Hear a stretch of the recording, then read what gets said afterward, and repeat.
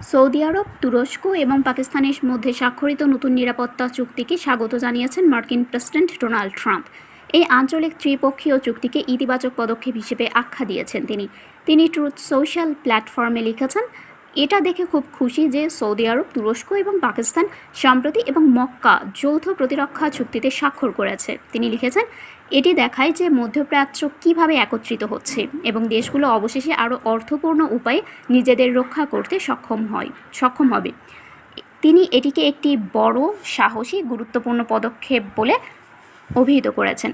7 August স্বাক্ষরিত এই ত্রিপক্ষীয় চুক্তিটি এমন এক সময় স্বাক্ষরিত হলো যখন যুক্তরাষ্ট্র ইরান যুদ্ধ এই অঞ্চলে সহিংসতা ছড়িয়ে দিয়েছে, যার মধ্যে ইরান সমর্থিত হুতি বিদ্রোহীদের হামলাও রয়েছে। ইরান ও যুক্তরাষ্ট্রের মধ্যকার সংঘাত নিরসনের প্রচেষ্টায় অংশগ্রহণের ব্যাপারেও 3টি দেশ অঙ্গীকারাবদ্ধ থাকবে। এই চুক্তির অধীনে 3টি দেশ তাদের প্রতিরক্ষা ও পররাষ্ট্রমন্ত্রী এবং জেনারেল স্টাফ বা স্বতন্ত্র বাহিনীর কমান্ডারদের সম্পৃক্ত করে কৌশলগত, রাজনৈতিক ও সামরিক ব্যবস্থা প্রতিষ্ঠার পরিকল্পনা করেছে। সামরিক সহযোগিতা ক্রমান্বয়ে প্রসারিত হবে বলে আশা করা হচ্ছে, যা কমান্ডো পোস্ট ও ফিল্ড মহড়া দিয়ে শুরু হয়ে পরবর্তীতে স্থল, নৌ ও বিমান বাহিনী, বিমান প্রতিরক্ষা সরঞ্জাম এবং চালকবিহীন ব্যবস্থা ব্যবহার করে যৌথ মহড়ায় উন্নীত হবে।